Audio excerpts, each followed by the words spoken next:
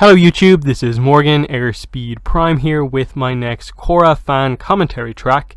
This one's going to be for Book 1 Air, Episode 4, The Voice in the Night. Of course, continue to send in suggestions for episodes I should do from Avatar and Korra in this commentary track series, but let's get straight into the instructions about how to sync up your copy of the episode with this commentary track. So obviously you have your copy of the episode ready to go, Blu-ray, DVD, whatever.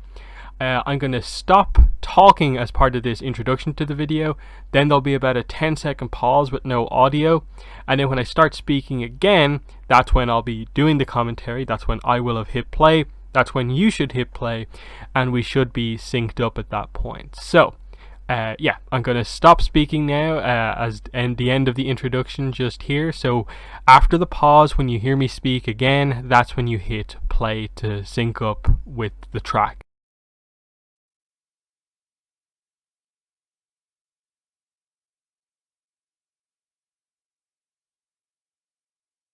Okay, so here we are with K104, The Voice in the Night. I was surprised to see no one prior to me asking had actually picked an episode from Book 1 to do at all as part of this series, which I always find to be a bit weird that like the fandom in general tends to have this tendency to either sort of not focus on or forget a little bit about Book 1, and so I think Book 1 is like incredibly underrated by a lot of the fandom, because I think so many of the Book 1 episodes are fantastic. I think the only like weak episodes I think of Book 1 are maybe episode 5, and even then I still think 5 is very well written, and maybe episode 2. Everything else, though, I think is very, very strong, including this episode. Even though I suppose it ends up being rated more towards the middle of my Korra episodes, it's still in like my second highest tier, and there's episodes in that tier below this one, so it's not bottom of the pile or anything. But yeah, this is a very importantly timed episode. Obviously, just after the full reveal of Amon and his ability, we have Korra being revealed here to be terrified of Amon. And this is a great dynamic to have for Korra, who's been so strong and powerful up to now in the series. And here she has encountered someone who she's afraid of because of his ability, because of the atmosphere around him. She's having nightmares about him and that ability, because the idea that he can take bending away is terrifying to her, because as the Avatar, she doesn't have her spirituality yet, so the multi-bending is what she has as the Avatar. If that's removed, like, what is she? And that's taking her identity away, and that's such an important plot point later on. And then I think everyone forgets Tarlok is also a villain in this book, and he's fantastic. So here we have the council meeting in Republic City. And yeah, he wants to really counter Amon, and so he basically acts as like reverse Amon. While Amon tries to fight for sort of non-benders, Tarlok basically fights for benders and seems overly oppressive towards non-benders.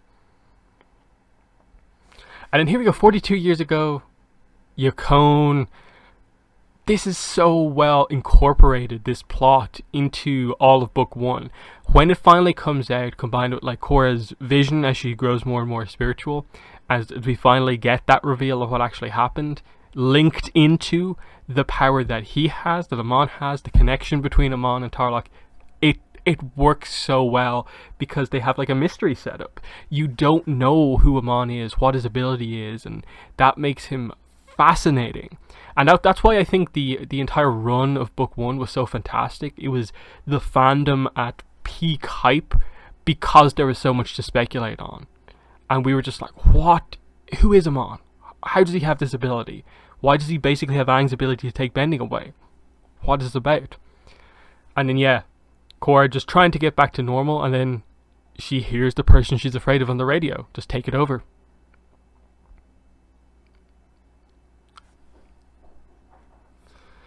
The voice acting from Steve Blum is fantastic for Amon. That's a huge part of the character as well as the design and the mystery.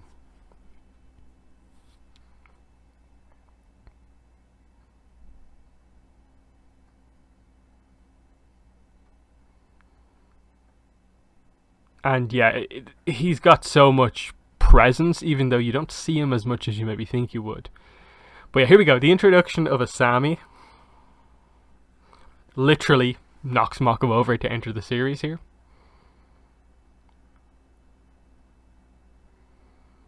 And straight away they tease the romance, obviously.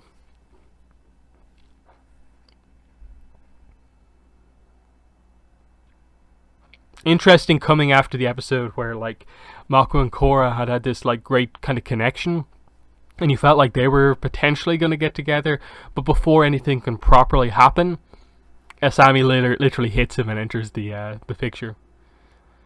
And Asami, of course, is revealed here to be a pro-bending fan, highlighting what we learn later, that like she doesn't have the same views on benders as her father does, and actually watches that sport and asks him out. Mako's like, what?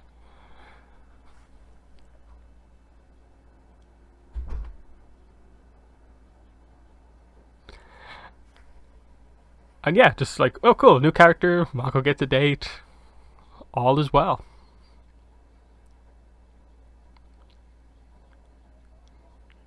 And then they of course connect her to her Hiroshi, the team, sponsoring the team, and then obviously 107 is a great episode.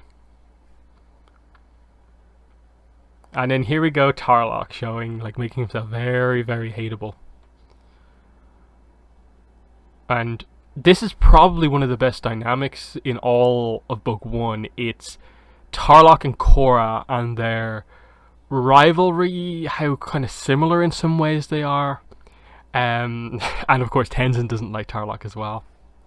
He definitely has a very sort of slimy aspect to his personality. As much as he's very well mannered, you know, he's like using that to mask, you know, the fact that he's plotting here. And Iki knows. Iki is straight on to him. She's got a great nose for like when someone's up to no good. And look at her just staring at him there. It's really good. Very, very suspicious. And you have Tarlok being like, oh look, the Avatar infiltrated them.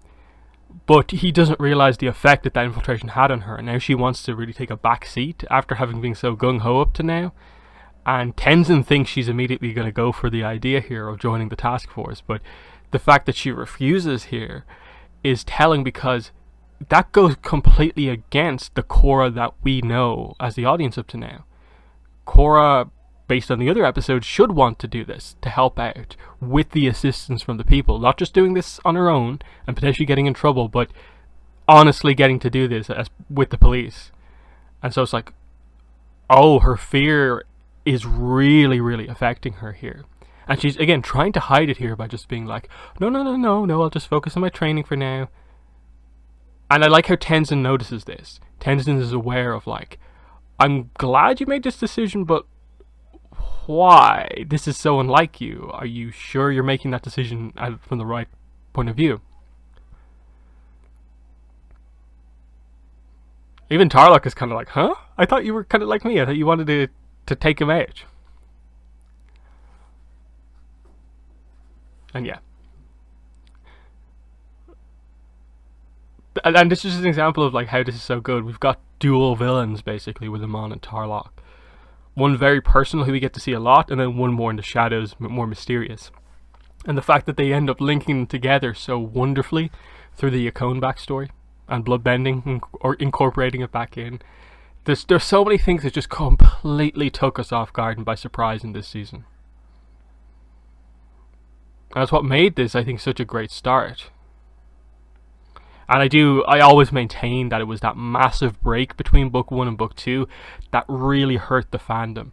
If you had book 2 in any way ready to go, and you'd managed to maybe cut that time, that gap, that wait in half even, I think we'd be looking at a very different kind of way Korra is viewed. But the fact that it was like over a year, it really hurt things. As quickly as the rest of the series came out, it was hurt by what happened.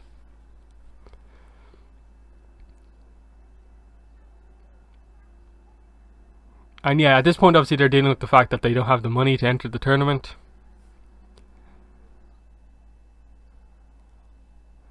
And this is going to lead to the sponsorship. in a way, the perfect way for Hiroshi at this point, when their equalists are becoming more active, to hide his involvement with them by, I'll sponsor a pro bending team that includes the Avatar. Like it's clever on his part to sort of almost get closer but hide himself that way. And of course, like, oh, she's rich. He wants to meet Hiroshi because he's so successful.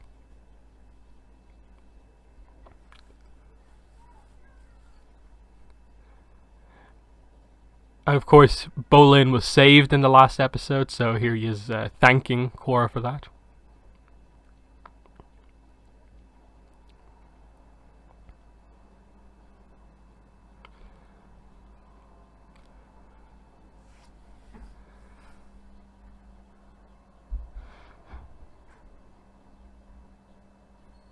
And yeah, and Bolin's very open about how afraid he is of Amon.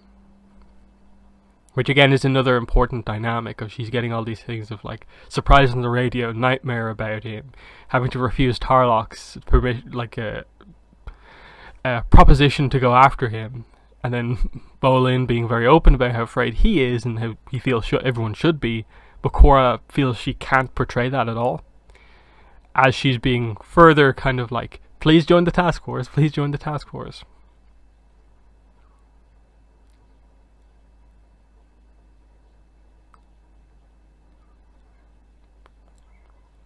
And you can tell Korra's definitely lost in thought here. But yeah, here we go. The Sadomobile Factory. Future Industries.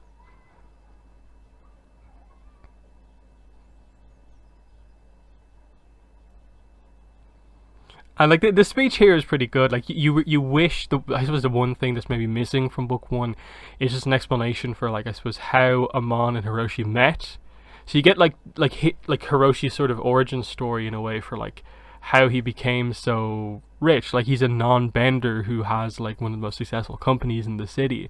That's a huge kind of thing. Which I think is one of those things where like a lot of people point out, well, you know, this book, as much as Amon brings up the idea of bender, non-bender issues, never really commits to making any massive change. But like it's just stuff like, oh, they now elect a non-bender president. And then you see over the course of the book here that like there's most of the main like organizations are run basically by non-benders, in that you have Future Industries, Cabbage Corp, he's a non-bender as well. And then Earth and Fire Refineries from like the comics is also basically run by non-benders. So it just highlights that, you know, is there inequality? Yes, but it's not as like maybe big as is really being pointed out here. A full-on like revolution in this way is not the way to resolve the problems that are actually present. In that it's more of like you really just need to heavily crack down on the triads and stop them from actually hurting people is one of the main things to do. But yeah, the gifts Tarlok is sending to Korra here to lure her in. Full-on Sadomobile. And here we go, the important conversation I alluded to earlier on.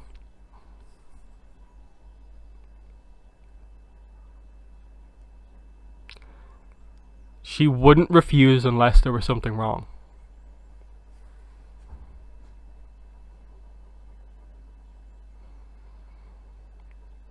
Yeah.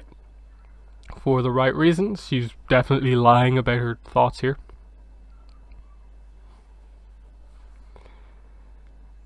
And I like how he knows that it is that she's scared.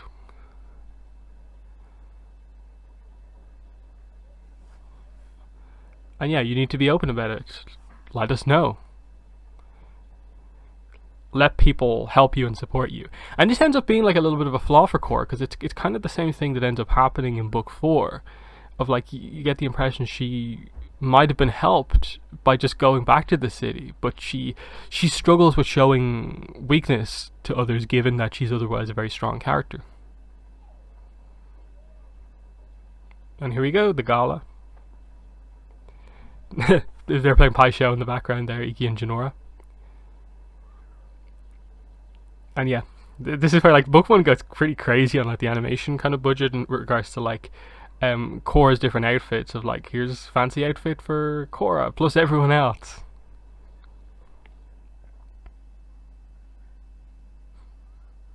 Korra, like, you get to see her in like training outfit, normal outfit, kind of full on winter outfit, fancy outfit, pro bending training, pro bending actual.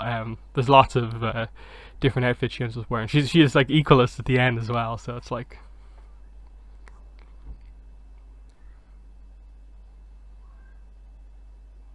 And here's like a lot of the characters coming together of like the episode that Asami's introduced, she meets Mako, but she also gets to meet like Hiroshi and Asami, just showing that like Mako has this whole other plot going on where he's met Korra already.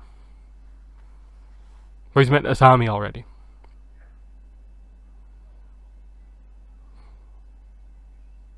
Yeah.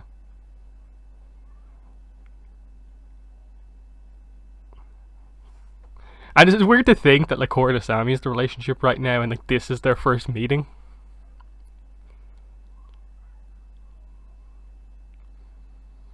And that ultimately they really tried to heavily use the scene at the start of like 107 to make like the big focus on their dynamic.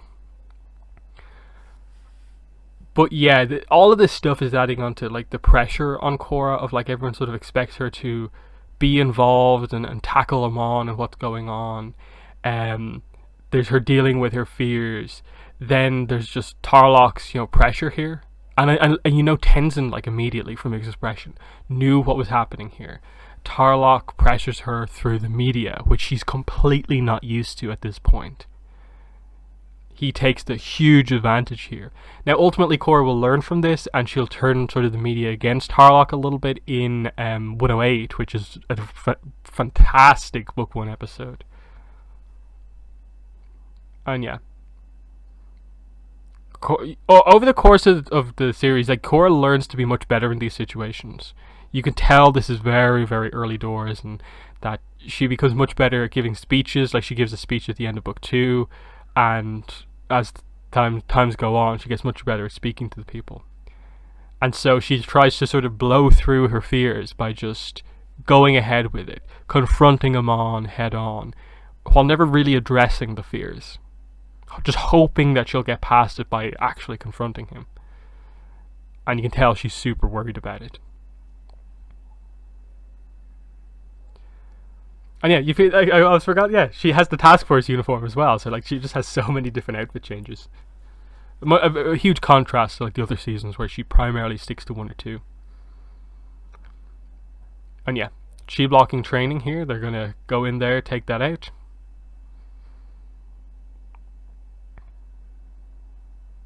And she kind of gains a little bit of confidence back from this.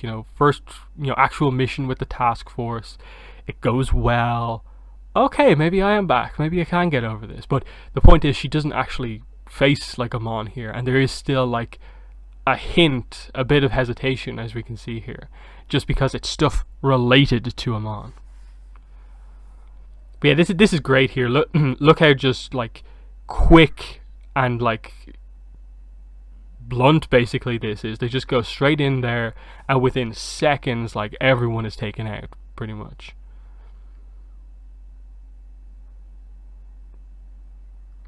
Like just immediately, water comes in, freezes, earthbenders jump in, people get taken out, smash up against the walls. Guy gets his head frozen, Korra freezes those, and yeah, here we go. She charges in, gets taken down. Equalist comes in, but she does manage to take him, and then Tarlok backs her up. So she doesn't quite have the time to sort of, be afraid here. I was like, okay, that went okay. Tarlok gave me pretty good backup. And Korra looks good in the media here, as does Tarlok.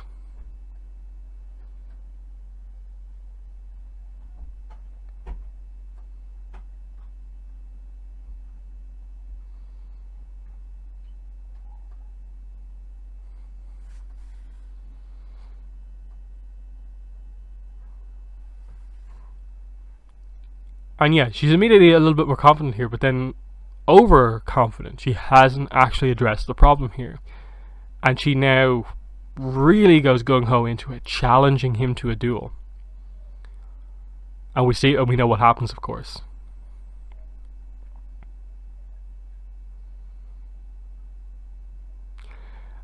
And Tarlok seems kind of like, oh, good, like that's big. But even he's a little bit like, oh, actually, in reflection, this isn't the best idea. And here we go. It's been pretty happy couple times so far for Asami and Mako. And then we get some of the kind of nice backstory here with the characters, the significance of the scarf and so on. Was his father's.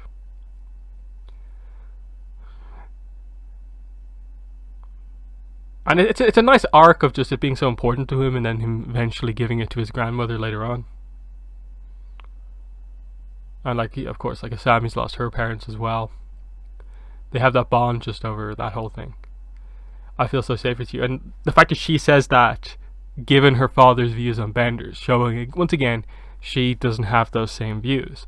Hiroshi, despite what you would think, never raised her to hate them, purposely to hate them, which could have been a way they went, but they specifically chose not to go down that path. Which shows that, you know, he wanted to keep her out of this.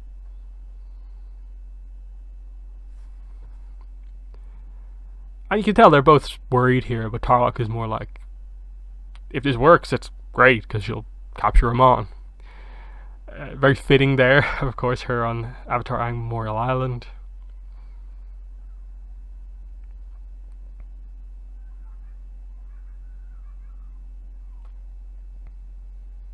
And yeah, the clock strike.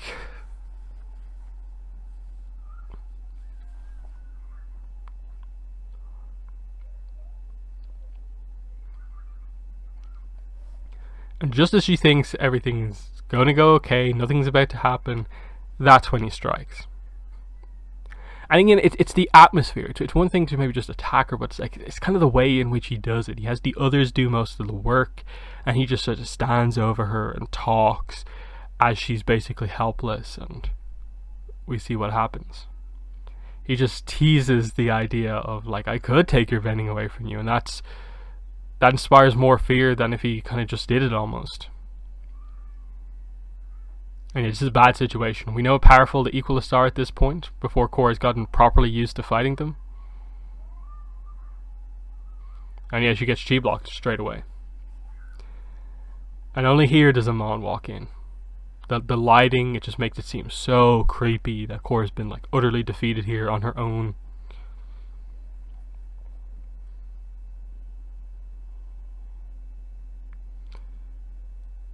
And he basically just hesitates because, like, it's not time yet.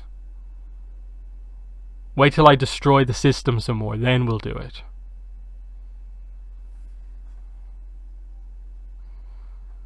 And it is clever, it's a good justification. Because he would now have the entire task force, the entire police force, and everyone actively going against the person who took out the Avatar. So he's going to take out the police force, take out the task force first, kind of, and then do it. He wants to get more of a foothold before it. Then he'll do it. So he has to leave her. And again, yeah, here's the flashbacks. I'm all, like, who are these people? Like, is that Aang? Like, Saga, Yakone. And like you realize, like, oh, like the whole 42-year thing. Yakone was mentioned earlier by Tarlok, of course. Why did he bring that up? I wonder why. And then here's the big announcement. Yeah. She has her bending, but she's okay. And finally, what was basically here from the start, since the end of last episode, finally all comes out. And it's such a great scene. Great acting by Janet Varney here.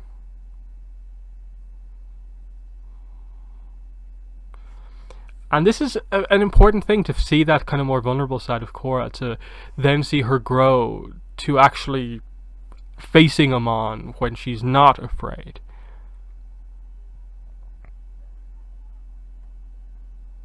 But yeah, it's a big moment to see that, and just that they were willing to do that. They're big, powerful character here, that the way they've introduced her as being like so physical, and, you know, always so jump straight into the action. To actually have her have that moment of vulnerability was so important to getting you behind the character some more, to show that this sort of stuff does affect her. She's as much as she is that strong avatar, she's kind of new to this. This is completely new. She's not used to facing villains, and especially villains the level of Amon, who has such a charisma and atmosphere about him, while also dealing with, you know, politicians. Like, this was really that sort of like rude awakening for her of like, she has to think things through a little bit more before she goes through with it. And so, you know, we see her kind of more learning from that, and she takes more of a backseat role here as she just commits to the pro bending for the next episode. She properly steps away from the task force, and we see where things go after the attack in of course 106, the reveal of Hiroshi in 107, and then into, of course, 108 and the big confrontation showdown, which leads to the setup for the kind of finale, basically. So yeah, great episode. I don't think it's one of the absolute best ones in book one. I think there are better episodes. Like I said, 108, I think 110, 111 are stronger episodes. 103, just before this, I think is a stronger episode. But this is still very, very good for being kind of one of the maybe middle of book one episodes. It still hits a great note of like, that's character development. That's like one of Korra's first big notable moments here, and just showing the mentorship from Tenzin isn't just as a teacher, he is helping her just in life basically as well. As she, of course, the main thing Korra effectively has to deal with is not really the training as such, but it's just dealing to what the world is like. She's had this very sheltered training as the Avatar, and now she's seeing what the world is actually like. So and it helps to inform stuff later on, of course, like that, the fact that she does kind of develop this fear of like Zahir as we go into book 4, dealing with her injury, and you maybe wish they had linked more of this into it as well, like directly called back to this, of like that she was actually afraid of Amon as well. They kind of do, just by kind of the idea of like all of the villains have tried to hurt her and she has actually learned from them, but they could have hit it a little bit harder, especially with Amon himself. But still, very, very strong episode. So yeah, that's my commentary for 104, The Voice in the Night. Continue to recommend other episodes for commentary tracks for the future. But yeah, give me your thoughts on this one in the comments. But that's been the video. Thanks for watching, and bye.